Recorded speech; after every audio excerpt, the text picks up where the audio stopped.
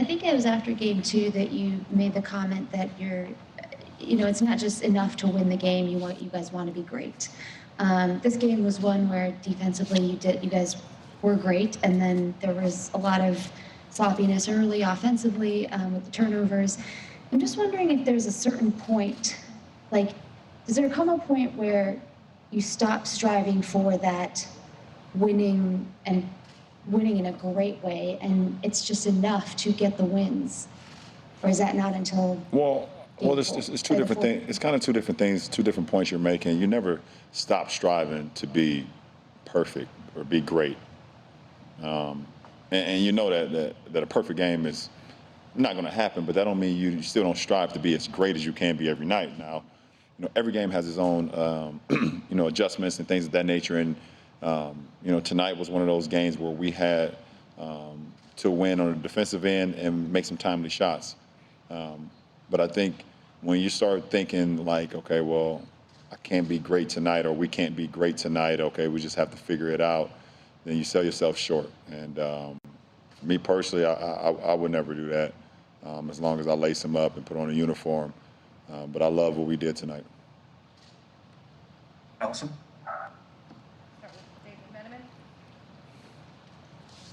LeBron, you guys took a 5-point lead to the fourth quarter and won the game, which made you, as a team, 56-0 this season, taking a lead into the fourth. What does that say about the makeup of your team, and do you take any pride in being on a team that can possess that stat?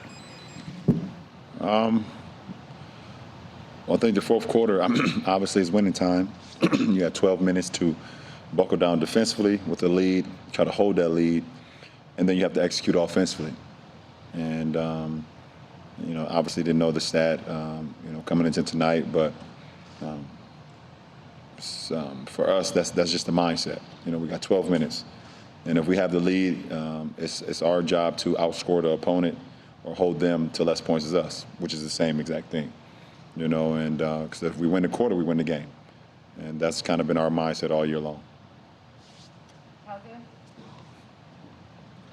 I know you talked about AD's great games and said that's who AD is, but in the last 2 days, from where he sort of told us after Game 3, he felt like it could have been more aggressive to the guy he was after hitting that shot with 39 seconds left, beating his chest. What did you see in sort of his just getting back to that place where he can be the player that he can be? Well, I mean, he's a big shot maker in the shot clock, early in the shot clock, fourth quarter, first quarter, everything in between. And it was just a great setup by Doe.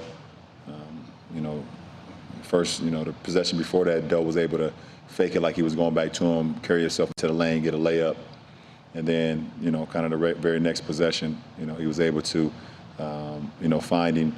And AD just kind of stared at the shot clock, knew it was late in the shot clock, and obviously trusted his shot that he works on consistently. So, big-time shot, big-time play for our team to be able to put the game away. All right, Sam? Ron, Spo just said over here that this game being tight back and forth the entire time, that it came down to moments of truth. You guys won more than they did at the end. But when AD hits that shot and you're doing the Ric Flair and screaming a little bit, is there a different kind of satisfaction when y'all are so tight all night long and then you have that kind of a breakthrough at that point? Well, you kind of know momentum plays and momentum shots, depending on the score, the time, what's going on, within the last few possessions. They were going back and forth, with us, and we were going back and forth with them. Duncan Robinson hits one off the glass at the end of the shot clock for a three.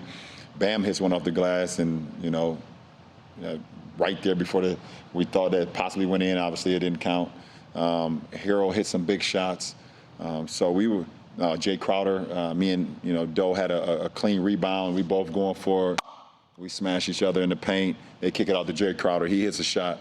So, to be able to, get some stops and then make a timely shot up 6, kind of, if you make that shot, that 3 to put you up 9 at that point in time of the game, then you want to get one more stop, obviously, but it's, you got the time on your side. And because it's a 3-possession game with 39 seconds, and most veteran ball clubs will be able to survive that. But just a big time play, big time moment, for not only for AD, but for our ball club and for our franchise. Scott? LeBron, what does an extra day of rest mean in a very physical series like this, and does it matter more to you now than it used to?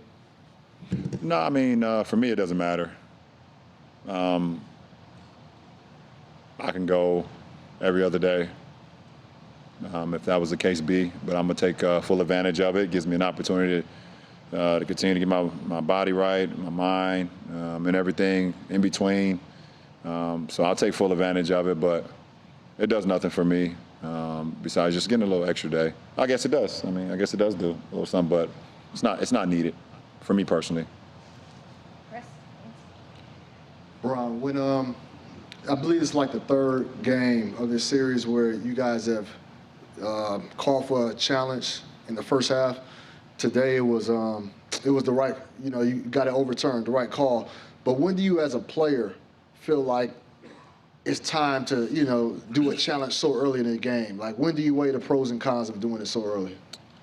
There's certain momentum plays throughout the first half. A certain rhythm that you have, either offensively or defensively, that if that call is made correctly, then you continue to stay in that zone. You continue to stay in that rhythm. And if the call is wrong, it can throw you off of your rhythm.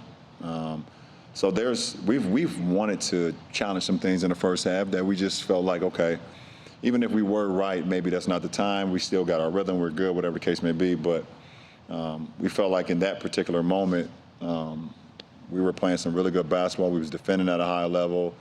And we knew for sure, we knew 100%, because I was guarding the ball, I knew for sure I didn't touch the ball. Hero just he tried to float it over me, and it kind of hit the backboard and hit the wire. So, Coach is always kind of like, 50-50 about it. And obviously as a player on the floor, you hate to tell your coach to challenge and you're not 100%, but I was for sure 100% about that play. Okay, we'll go to Jeff. Jeff? No, Jeff. That's okay. Thank you. LeBron, in mentioning fourth quarter being winning time, you played just about every second of the fourth quarter in this series. One, given score, are you just predetermined that you're going to play all 12 minutes? And then, what is it about the fourth quarter and your performance and a sense of urgency that might be just a little different than the previous three quarters? For me, I mean, at this point in the season, I don't care about rest. I really don't. I don't care about sleep. I don't care about resting throughout the game. And obviously I come out the game, Coach has a rhythm and a rotation that we live by and we go by. But I don't care about resting, because I can rest in a week max if it happens to go there. I can rest for a month straight, which I won't do because of who I am. You guys know that. But if I can rest then. I can sleep 8 hours and get up and eat and then go right back to sleep if I want to. All right, Morgan? Mitchell? KCP and Markeith both talked about a text that you sent saying that this is a must-win game. What was it about today that prompted you to do that? When I woke up from my nap this morning after our team meeting, I just felt that. I felt that vibe. I felt that pressure. I felt like for me personally, this was one of the biggest games of my career, and just wanted to relay that message to my teammates, what type of zone I was in, what type of moment it was, because I just know how great of a team that we're playing against. And after the Game 3 win, the confidence that they had, that they still have, even after tonight's loss, they're just a gritty, so damn well-coached team. But I feel like if we want to be a championship ball club, if we really want to be a championship team, then we gotta have that same grit and that same attitude. So I was just my mindset, kind of still in it. Obviously, see my mind kind of working right now. Last two questions, Dan? LeBron, Anthony's versatility on defense is a weapon that allowed Frank to kind of make the switch and say, he can start possessions on him. You and Markieff would be the only three guys that wouldn't switch. But specifically, just AD's ability to do that, to still get back and protect the rim and to still deter shots. Is it kind of unmatched? Yeah, that's why he's the Defensive Player of the Year.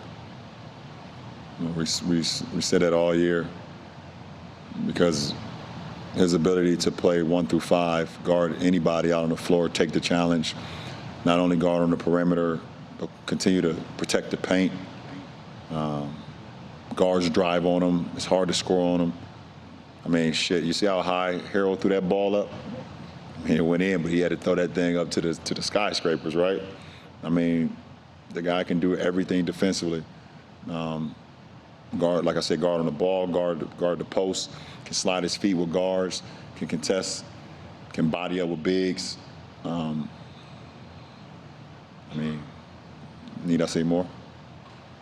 Yes or no? No, I won't say more. All right, last question, Will. David Aldridge. Thank you. David Aldridge, please.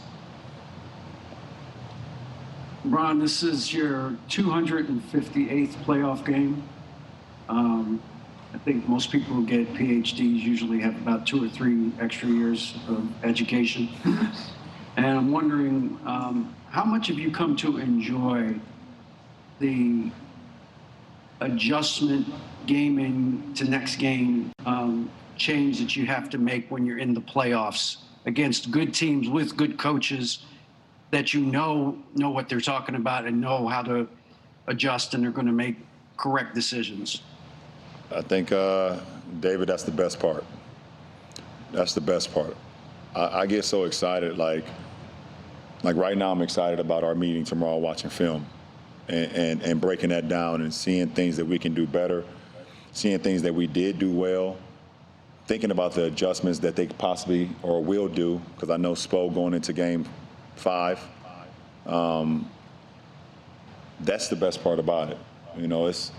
It's a chess match, and when you get to this point in your career, having your mind at a high level. Great players, we're all here for a reason. We're in the finals, both teams, both conferences, and anybody that hits the floor, they're on the floor for a reason. So to be able to think through the game and understand and see the adjustments and try to, make plays before plays even seem like they're going to be possible. That's the best. That's the best part for me personally.